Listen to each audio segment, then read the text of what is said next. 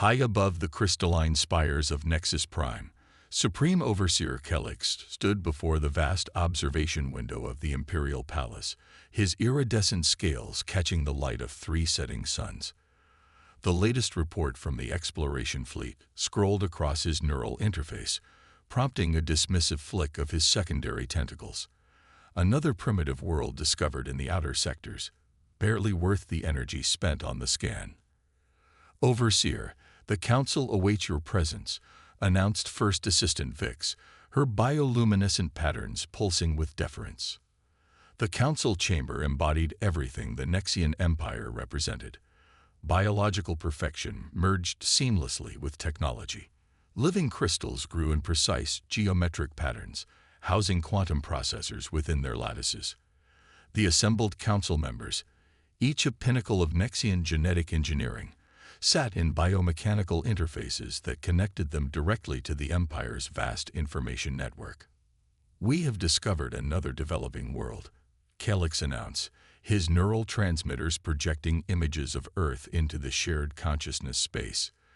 The inhabitants call themselves humans, primitive biological entities still bound by their original genetic limitations. The Council members' bioluminescence flickered with amusement. For millennia, the Nexian Empire had guided evolution itself, perfecting their species through biological engineering and synthetic enhancement. Their civilization had transcended the crude boundaries of natural selection, creating beings of unparalleled capability and intelligence. "Their technology is particularly amusing," continued Calyx, displaying images of Earth's spacecraft and computers. "They still rely on external machines, building crude metal vessels to traverse space. They have yet to even grasp the fundamental principle of bioorganic computing." The chamber filled with the equivalent of chuckling, ripples of colored light passing through the assembled Council members' translucent bodies. The Nexians had long since developed living ships, vessels grown from specialized organisms that interface directly with their pilots' enhanced nervous systems. "They have transmitted requests for diplomatic contact," Calyx added, almost as an afterthought. "They seek to establish trade relations and cultural exchange." "How quaint," pulsed Council member Zix, her patterns showing eloquent disdain. "They actually believe they have something to offer the Empire." The Nexians had encountered many species in their expansion across the galaxy. Some were uplifted, their genetics carefully modified to serve the Empire. Others were simply cataloged and ignored, deemed too primitive to be worth the effort of conquest or transformation. But humans were different. There was something in their neural patterns that caught Calyx's attention, though he couldn't quite identify what. "I propose we establish minimal contact," Calyx decided. "Send a lower-tier diplomatic vessel. Let them see the true glory of Nexian advancement. Perhaps it will help them understand their place in the greater order of things." The Council approved unanimously, their collective consciousness rippling with smug superiority. They had perfected their species through countless generations of careful genetic manipulation. Their bodies could process energy directly from stellar radiation. Their neural networks could interface seamlessly with any compatible technology. They were the pinnacle of evolution. Yet as the diplomatic mission was prepared, subtle anomalies began appearing in the data streams from Earth. Power signatures that didn't quite match known patterns. Neural emissions that seemed impossibly complex for such primitive beings. Calyx dismissed these reports as equipment malfunctions. After all, how could beings still trapped in purely biological forms achieve anything truly remarkable?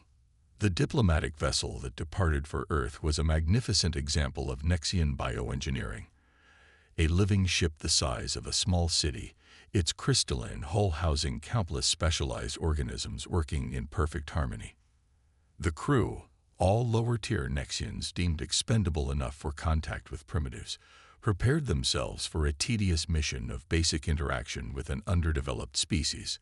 None of them suspected that this routine diplomatic mission would be the first step toward shattering everything the Nexian Empire believed about evolution, intelligence, and the true nature of consciousness itself. As the living ship entered hyperspace, Humanity was already preparing a demonstration that would force the Nexians to question every assumption they had made about the nature of existence itself. In their arrogance, the Nexians had made a fundamental mistake. They had equated biological complexity with advancement, never considering that true evolution might lead down an entirely different path. They were about to learn that consciousness itself could transcend the limitations of flesh, whether biological or enhanced, in ways their perfect genetics had never dreamed possible. Deep beneath the Rocky Mountains, in a facility unknown to most of humanity, Dr. Sarah Chen stood before a holographic display of human consciousness patterns. Her team had spent the last decade perfecting what the public thought impossible, the complete digitization of human consciousness. "Run the simulation again," she commanded, her eyes fixed on the swirling patterns of neural activity. Behind her, banks of quantum computers hummed quietly, processing data at speeds that would have seemed magical just a few years ago. The world above continued its daily routine, deliberately maintaining an appearance of technological development that was decades behind reality. When humanity had first detected the Nexian Empire's presence at the edges of their solar system, they had made a crucial decision to hide their true capabilities. The latest consciousness transfer was successful, reported Dr. James Rodriguez, his avatar appearing in the holographic space. Like many of humanity's brightest minds, he no longer needed a physical presence to contribute to the project. His consciousness existed primarily in the quantum network, downloaded into synthetic bodies only when necessary. "The Nexians won't see it coming," Sarah mused, manipulating the data streams with practiced ease. "They're so focused on biological perfection, they've completely missed the possibility of transcending biology altogether." While the Nexian diplomatic vessel approached Earth, humanity's true technological revolution remained hidden. On the surface, they presented exactly what the Nexians expected: a species still dependent on conventional spacecraft, traditional computers, and biological limitations. But beneath this carefully constructed facade, a different kind of evolution had taken place. In secure facilities across the globe, vast networks of quantum processors stored the consciousness of millions of volunteers. These digital minds could be instantaneously transferred into advanced synthetic bodies anywhere in the solar system.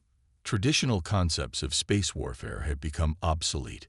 Humanity no longer needed to move physical ships through space. They could simply transmit consciousness to pre-positioned synthetic vessels.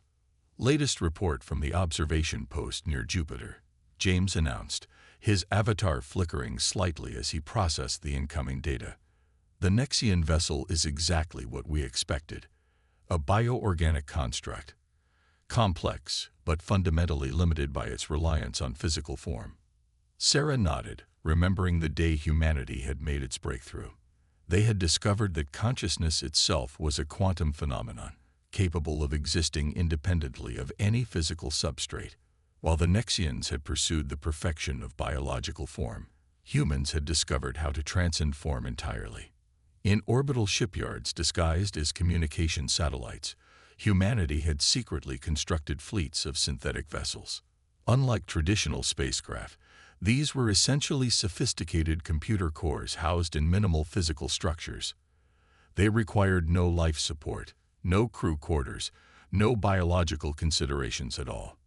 They were simply vessels waiting to be inhabited by transferred consciousness. "The Nexians believe they've achieved the pinnacle of evolution," Sarah remarked, reviewing the latest intelligence on their visitors. "They've spent millennia perfecting their biological forms, merging organic and synthetic components. But they're still trapped by their fundamental assumption that consciousness must be tied to a specific, continuous physical form." The facility's quantum network pulsed with activity as more consciousness transfers were tested. Each success represented another human mind freed from the limitations of biological form. These digital consciousness could be backed up, replicated if necessary, and transferred across vast distances instantly. "Defense grid status?" Sarah asked, though she could access the information directly through her neural interface. "All synthetic vessels are in position," James replied. Consciousness transfer nodes are distributed throughout the solar system. The moment the Nexians make any hostile move, we can instantaneously crew our entire fleet. The beauty of humanity's approach was its complete invisibility to conventional detection. The Nexians' sophisticated sensors were designed to detect energy signatures, biological patterns, and technological emissions, but they had no way to detect the quantum-entangled consciousness transfer network that now spanned the solar system. In low Earth orbit, what appeared to be defunct satellites and space debris were actually dormant synthetic vessels, waiting to be awakened. Beyond Mars, asteroids that seemed natural were hollow, housing more of humanity's unconventional fleet. Even the moons of Jupiter concealed consciousness transfer nodes, ready to receive human minds from Earth in microseconds. Final checks on the diplomatic reception. Sarah asked, knowing everything had been prepared weeks ago. Our primitive delegation is ready, James confirmed. They'll give the Nexians exactly what they expect to see. Humans struggling with basic space travel, eager to learn from their superior civilization. Sarah allowed herself a small smile.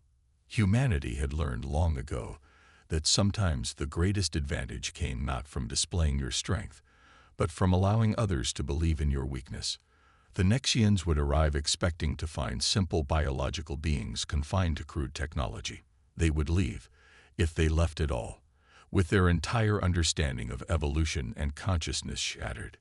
Send word to all facilities, Sarah commanded. When the Nexians arrive, maintain the facade. Let them see exactly what they expect to see. The time to reveal our true capabilities will come soon enough. The Nexian diplomatic vessel hung in Earth orbit like a crystalline dagger, its bioorganic hull pulsing with internal energy.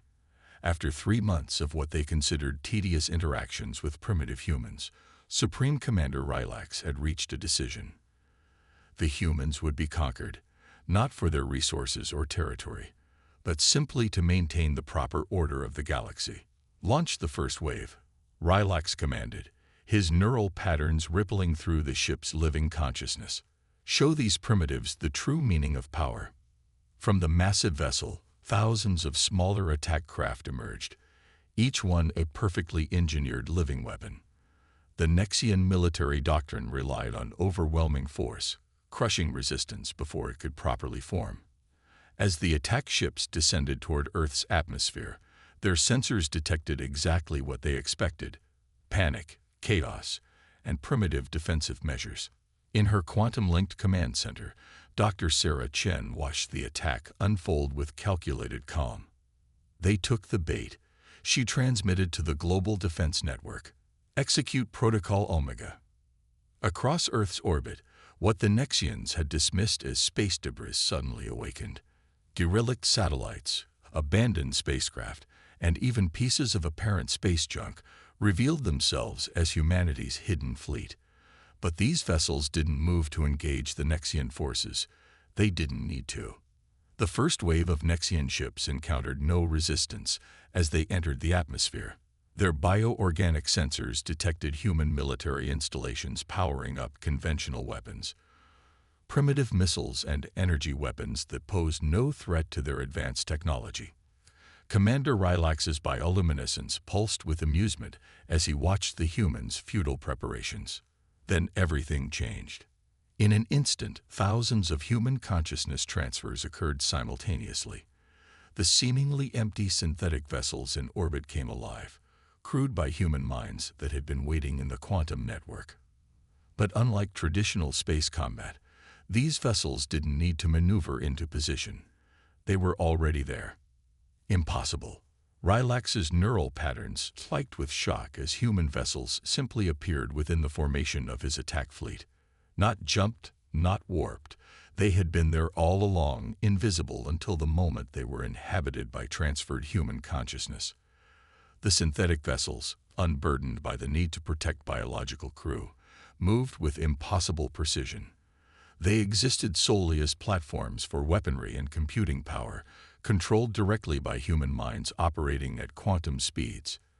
Traditional tactical doctrines meant nothing against an enemy that could essentially teleport their consciousness wherever they needed to be. Target their biological components, Rylax commanded, still thinking in conventional terms. Their vessels must have life support systems. But the human vessels had no life support systems to target. They had no crew quarters, no oxygen generators, no biological weaknesses at all. They were pure technology, controlled by consciousness that existed as quantum information rather than physical form. Sarah watched through multiple perspectives simultaneously, her consciousness linked to dozens of sensor platforms. "Begin Phase 2, she transmitted. "Show them what digital warfare really means." The human counterattack wasn't just physical. Quantum-entangled consciousness began invading the Nexians' bioorganic computer systems. The Empire had created sophisticated organic technology, but they had never conceived of consciousness as a weapon in itself.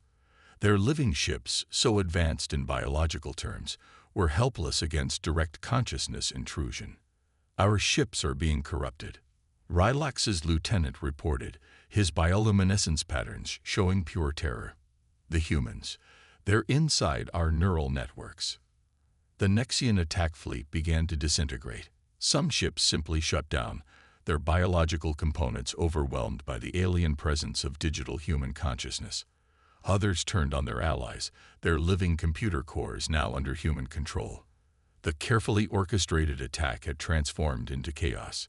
In orbit, the Nexian diplomatic vessel attempted to launch a second wave, but found itself surrounded by human synthetic ships that had been disguised as orbital debris. The massive bioorganic ship, for all its technological advancement, was trapped by vessels that required no crew, no life support, and could be instantly controlled by any human consciousness in the quantum network. "This is impossible," Rylax transmitted to his superiors back in Nexian space. "The humans, they've evolved beyond biological form. They can transfer consciousness itself." Sarah allowed herself a moment of satisfaction as she watched the Nexian fleet's destruction. Humanity had hidden its true capabilities for years, letting the Nexians believe they were dealing with primitive biological beings. The truth that humans had discovered how to exist as pure consciousness, transferable across vast distances, was shattering the Nexians' entire understanding of evolution and advancement. "Should we pursue their retreating vessels?" James asked through the quantum link. "No," Sarah decided. "Let some return to the Empire. Let them carry the message of what they found here.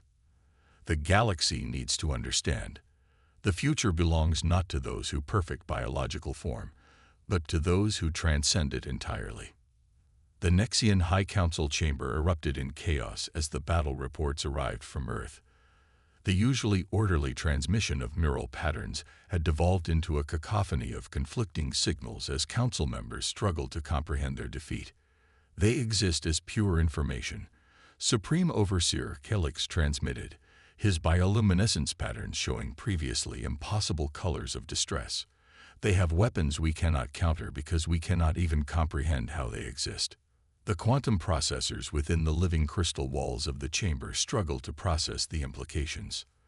The Nexians had spent millennia perfecting the merger of biological and technological components, creating living ships and enhanced bodies.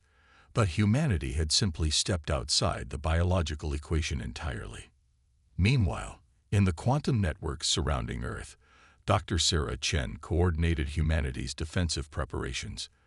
The Nexian Empire would not take their defeat lightly. She knew a larger attack was coming. But humanity's advantage was more than technological. It was conceptual. "They're mobilizing their main fleet," James reported through the quantum link, his consciousness simultaneously monitoring multiple sensor arrays throughout the solar system. "Biggest bioorganic force ever recorded. They're throwing everything they have at us." Sarah's digital consciousness expanded through the defense network, checking the status of their synthetic vessel fleet. Unlike the Nexians, who had to grow their living ships over years, humanity could fabricate new synthetic vessels quickly. They were simply platforms, empty shells waiting to be inhabited by transferred consciousness. The Nexian attack, when it came, was overwhelming in its traditional military might. Thousands of living ships, each a marvel of biological engineering, emerged from hyperspace at the edge of the solar system. Their organic hulls bristled with weapons, their neural networks linked in perfect biological harmony. But they were fighting a war they didn't understand. Execute Protocol Quantum Shadow, Sarah commanded through the network. Across the solar system, human consciousness began transferring into previously dormant synthetic vessels, not just military craft, but also artificial asteroids, seemingly abandoned space stations, and what appeared to be pieces of space debris. The Nexian fleet found itself fighting an enemy that existed everywhere and nowhere. Human consciousness could transfer between synthetic vessels faster than light itself, making traditional space combat tactics useless. A human operator could control a vessel in battle, be killed when that vessel was destroyed, and simply transfer to another platform instantaneously. They're not using ships in any way we understand, the Nexian fleet commander transmitted desperately. Their consciousness jumps between vessels faster than our weapons can track. How do you fight an enemy that treats death as merely an inconvenience? The space around the Nexian fleet became alive with human-controlled vessels appearing from their hiding places. But the true battle wasn't happening in physical space. It was occurring in the realm of information itself. Human consciousness began invading the Nexians' bioorganic computer systems, turning their greatest strength into a vulnerability. The living ships, so perfectly engineered to merge biological and technological components, had no defense against beings that existed as pure information. Human consciousness slipped through their neural networks like digital ghosts, seizing control of crucial systems. Their entire concept of warfare is outdated, Sarah observed through the quantum link. They're still thinking in terms of physical ships, crew survival, and traditional combat. They don't understand that we're not fighting with our vessels, we're fighting with our very consciousness. The Nexian fleet's formation began to break apart as more and more ships fell to consciousness invasion. The perfectly engineered biological computers that controlled their vessels were being overwhelmed by human minds operating at quantum speeds. Ships turned against each other, their living components unable to distinguish between friendly and hostile consciousness. In the High Council chamber, Calix watched in horror as the battle telemetry showed the unthinkable, the complete collapse of the most powerful fleet in Nexian history. They had encountered something their entire civilization had never considered, a species that had abandoned the pursuit of biological perfection in favor of transcending biology altogether. How do you defeat an enemy? Calix transmitted to the Council, whose consciousness cannot be killed, who has turned death itself into nothing more than a temporary inconvenience, who exists as pure information, able to transfer across space instantaneously. The answer, becoming terrifyingly clear to the Nexian leadership, was that you couldn't, not while thinking in traditional terms of warfare and conquest.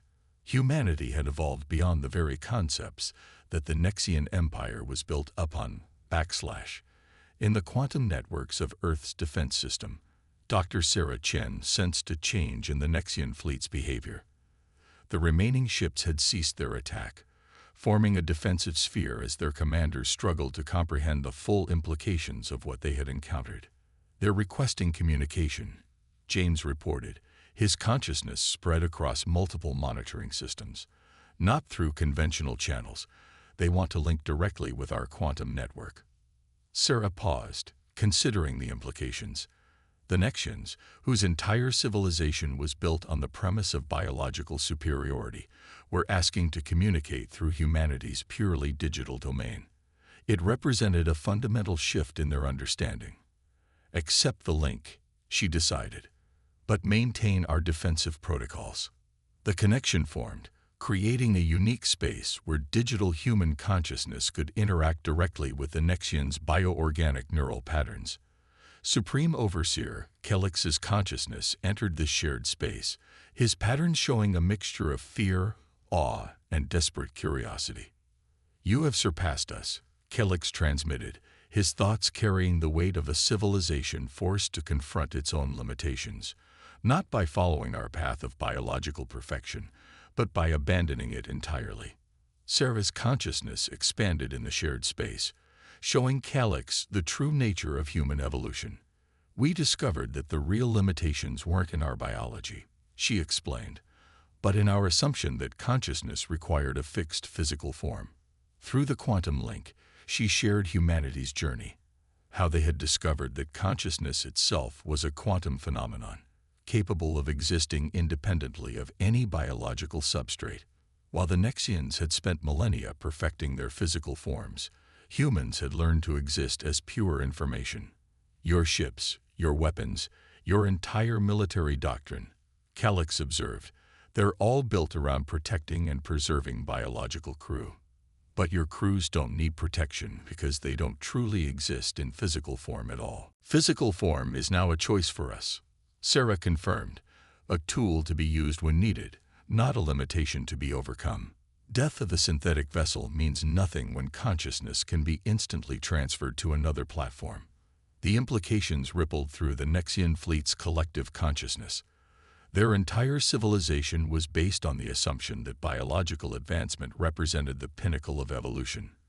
Humanity had shown them a different path, one that transcended the very concept of biological existence. "Our empire stands at a crossroads," Calyx transmitted, his neural patterns showing the turmoil of revelation. "Everything we believed about evolution and advancement has been proven wrong. Our perceived superiority was based on pursuing perfection in a domain that could be transcended entirely." Sarah sensed the genuine crisis of understanding rippling through the Nexian consciousness. "We're not interested in conquest," she assured them. "We defended ourselves, but our goal isn't to destroy your civilization. Perhaps there's another path forward." Through the quantum link, she shared a proposal, a way for the Nexians to begin exploring consciousness transfer technology while maintaining their biological advancement. It wasn't an either/or choice. It was an opportunity for parallel evolution.